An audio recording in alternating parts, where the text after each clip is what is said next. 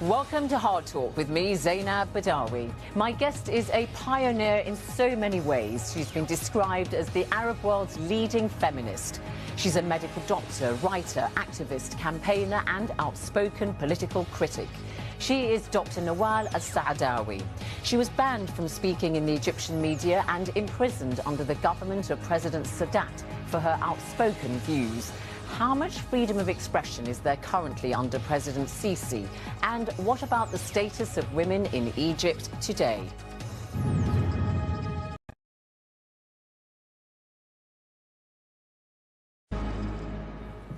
Dr Nawal El Saadawi, welcome to Hard Talk. Now, President Abdel Fattah al-Sisi was re-elected in April this year. Briefly, how much democracy is there in Egypt today?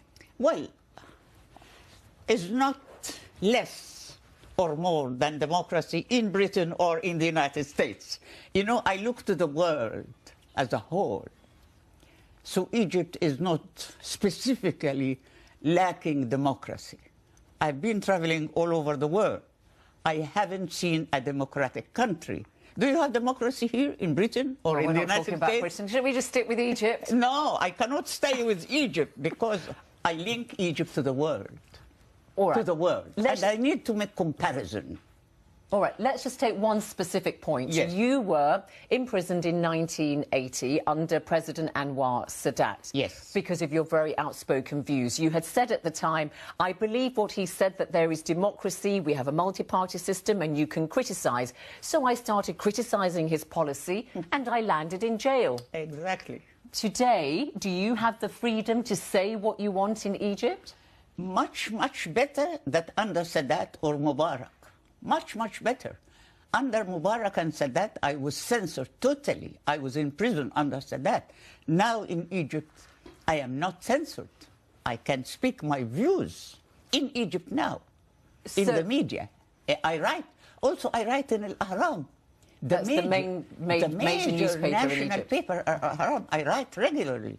And in the Masr al-Yawm. Yes. So in that case, it sounds as though you were happy when Abdel Fattah al-Sisi removed Mohammed Morsi from power in 2013, a move which was criticised by many inside Egypt and internationally. Yes, we were happy. There were millions. In fact, it was not Sisi who removed the Muslim Brotherhood. It is the Egyptian people. 30 million people were in the streets against the Muslim Brothers. The army removed him. He was Minister of Defence. No, the army did not remove him. Well, he was Minister of Defence. He was head of the armed forces. He gave an ultimatum to the government. The people of Egypt removed the Muslim Brothers. We were 30 million in streets saying that we will not have an Islamic government. We will not have an Islamic state. And even Sisi at the beginning was reluctant. And we were pushing him and the army to take over.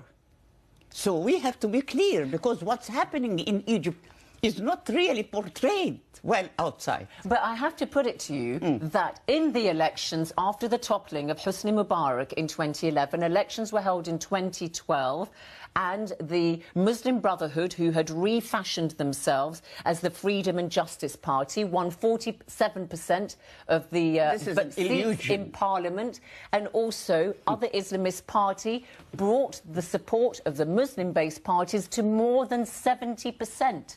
This is illusion. We didn't have democratic elections in Egypt because there is no democratic elections in any country. It is money and power. Do you think that Trump was elected democratically? Let me speak. Also in Obama, I was in exile in the US for 20 years. So I witnessed Bill Clinton campaign and Obama. Do you think is a democracy? It's money, money. Money and power. So it was money that brought Mohammed Morsi to power, is what you're saying. The United States supported. I saw Hillary Clinton in Cairo, in Tahrir Square. They supported the Muslim Brotherhood by money. You know, the Americans' position was, immediately after the removal of Mohammed Morsi, we know that they said, in our view, Mohammed Morsi was democratically elected and so on. This is a lie, a big lie. All right, let's not go down that path then. But Abdel Fattah al-Sisi eventually became president in 2014 in elections, which gave him 97% of the vote. Is Abdel Fattah al-Sisi democratically elected? He's been re-elected again with 96% of the vote in April this year. Democracy has nothing to do with election. Election has nothing to do with democracy. And we do not live in a democratic world. No. Dictatorship everywhere. I have to be clear. Dictatorship with capitalism. You cannot have democracy, real democracy, in a capitalist, class, racist, religious system. You cannot have democracy. How can you have democracy? All right, let me ask you this then, because the point I want to develop with you is the fact that many people inside Egypt and outside of the country felt that whatever circumstances brought Abdel Fattah al-Sisi to power, it was more preferable to having the Muslim Brotherhood essentially running Egypt. Is that your view? To have the Muslim Brotherhood? No, I'm saying that many people prefer Abdel Fattah al-Sisi, whatever the circumstances of his coming to power, to the Muslim Brotherhood, the Freedom and Justice Party. The majority of Egyptians, and the majority, including myself, we know the Muslim Brothers' history. We know that they will govern with religion, and we are against religious state. So we know, and many people in Egypt, they do not accept a religious state. That's why they support Sisi. So everything is relative. Relative. So Sisi rule is much, much better than the Muslim Brothers. Why? Because, number one, they don't use religion. Because to play with religion is like to play with fire. Fire. Muslim Brothers, they want to tell us Allah said so, and we cannot criticize Allah. But at least we can criticize the army or criticize Sisi because they are human beings. But how can we criticize Allah? But look, you have been a very, very outspoken person all your life, as we can see. And you've written things like books like The Hidden Face of Eve, where you covered issues like female genital mutilation, prostitution, sexual relationships, marriage, divorce. Been very outspoken. Do you think that sometimes you might serve your cause a bit better if you were less outspoken? No, I should be more outspoken. I should be more aggressive, because the world is becoming more aggressive. And we need people to speak loud against injustices and to be fair. There is no fairness. I am angry. I'm outspoken. I speak loud because I'm angry. What's this bias? Why? What? The people are killed, as I told you, in Palestine. And no, the media doesn't mention that. But just looking at... No, this is part of my life. Yeah. This is part of my life. So we have to, if we are going to speak politics and not literature, so we need to look to the whole world, What's happening in the whole world? We live in a capitalist, patriarchal system, harsh capitalist, patriarchal religious system. And, I mean, you were born in 1931, just outside Cairo, one of 8 children, and you say in your writings that you always thought, why should I be treated differently from my brothers? You came from a relatively progressive family, that you, obviously you were highly educated, but just looking at one specific practice in Egypt, FGM, female genital mutilation, it's something you yourself underwent at 6 years of age. Is that the reason why you felt that you had this personal mission to try to eradicate harmful practices like this? No. I forgot it. I forgot the event when I was a child.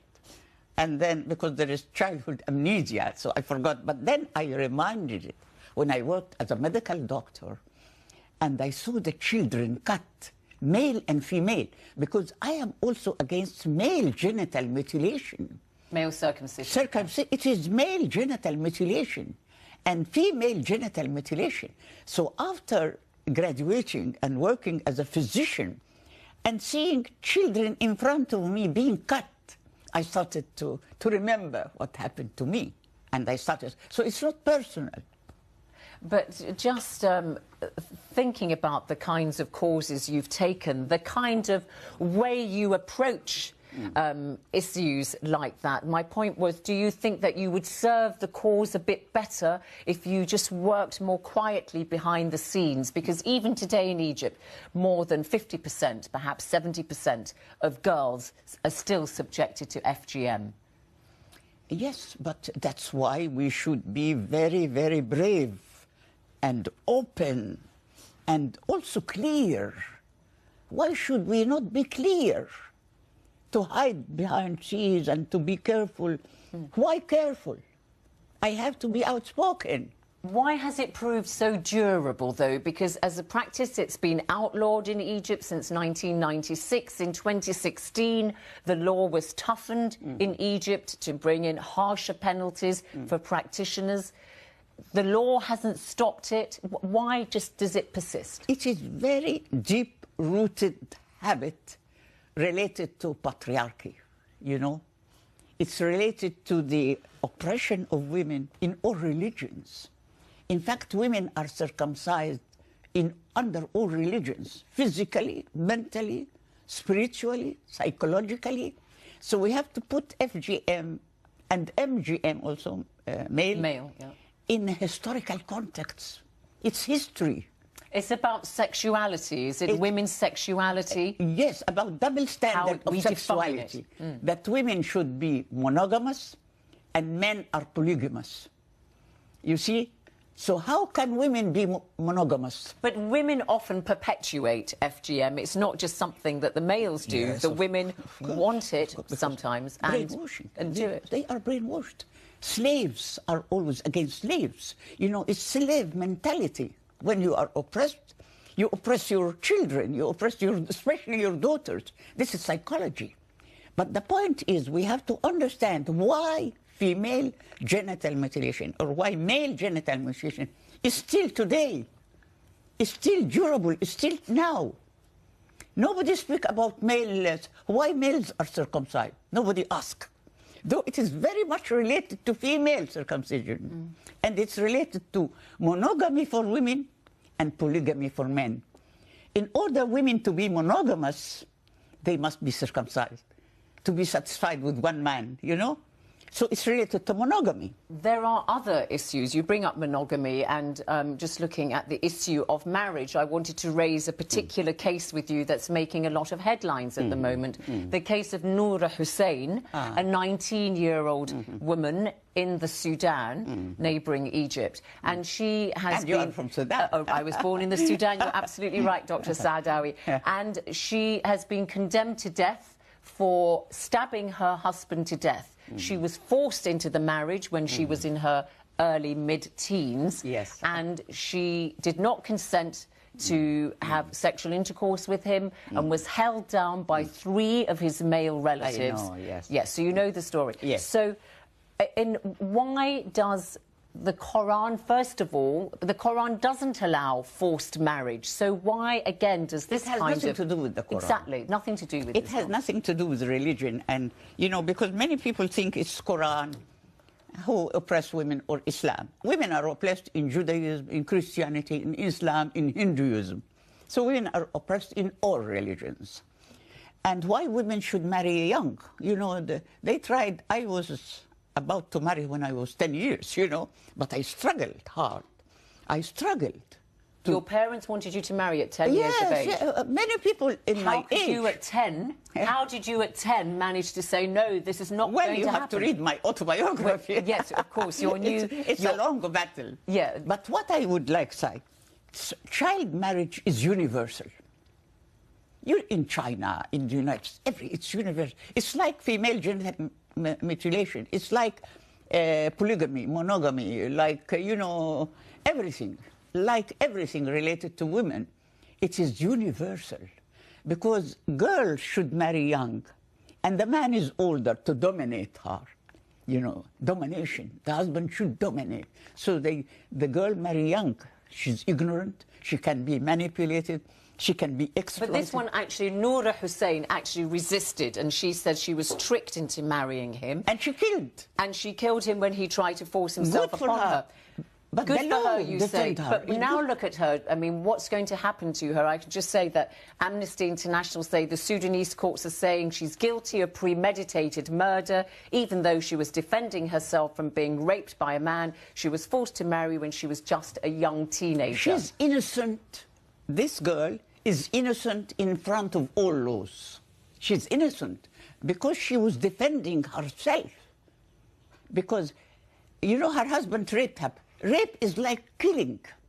When a girl is raped while she is young teenager, this is like killing her. So the world should recognize that she was being killed by the husband and she was in self-defense. She was defending herself. So she is innocent. Child marriage is universal. And the oppression of women is universal, and we have to put it in that picture to understand. Looking at the status of women in Egypt today, we've heard a lot about women being sexually molested in public areas and so on. And President Sisi has designated 2017, he designated it the Year of the Women.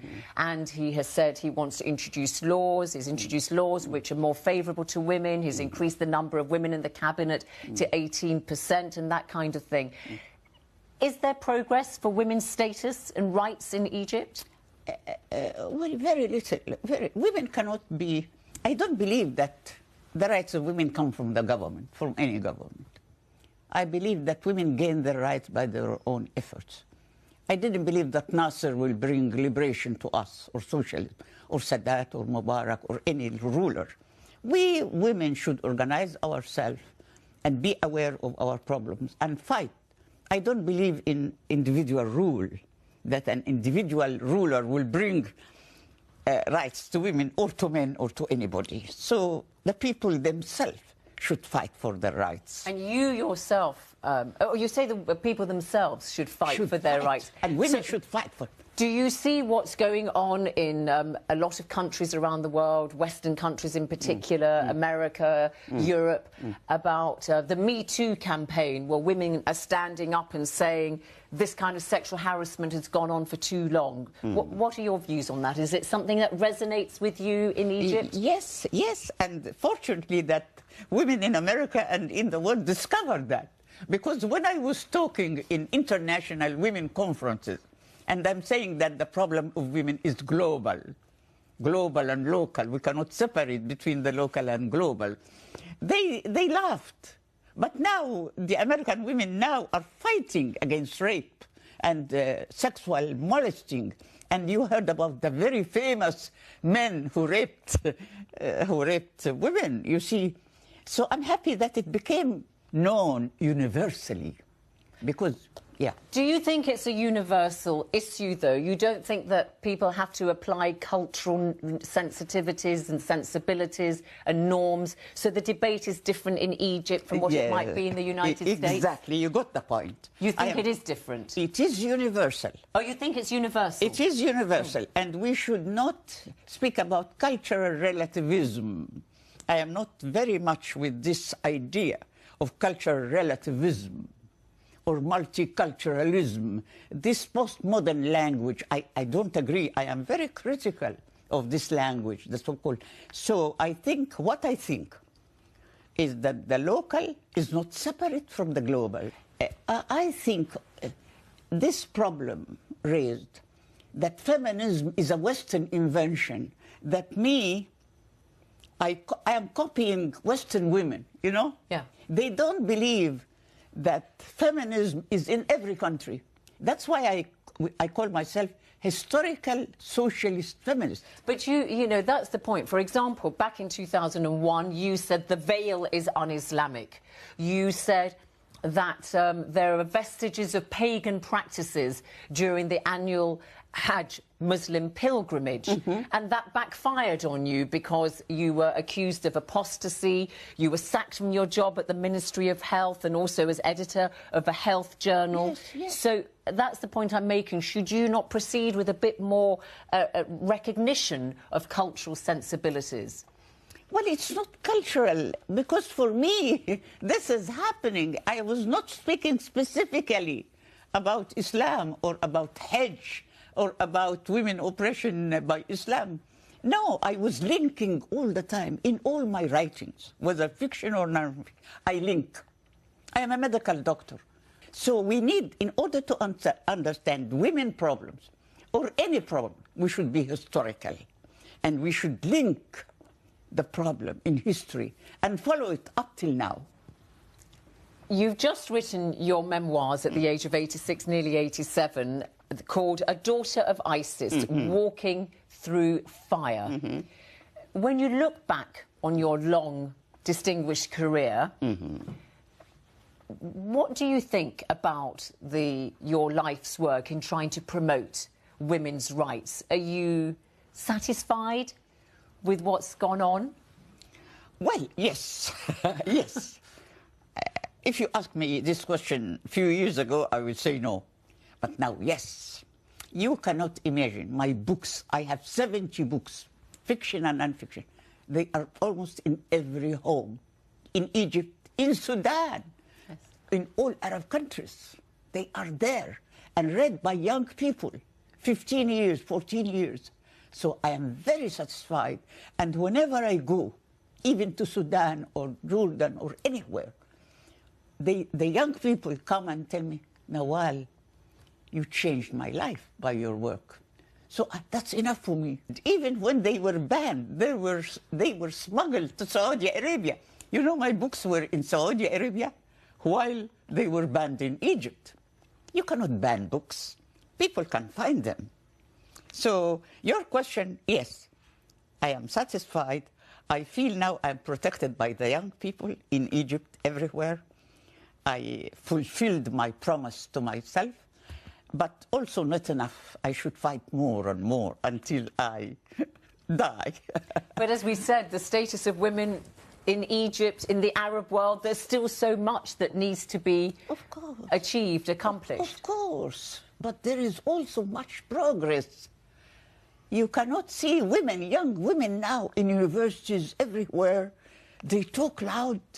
They are, you know, you meet Egyptian women very outspoken. They're not walking through fire as you were? No, much less fire. Much less fire. Of course, they are paying much less price than me, because we had to pay very high price. You were imprisoned for 3 months. You were only released because Anwar Sadat was assassinated. And my reputation. And exiled. You know, so I am satisfied. I am satisfied. I am optimistic. I am full of hope, because hope is power. So I think tomorrow will be better. I think Egypt now is much better than under Mubarak or Sadat. So we are going on. Dr Nawal El Saadawi, thank you very much indeed for coming on HARDtalk. Thank you. Thank you, Zeinab.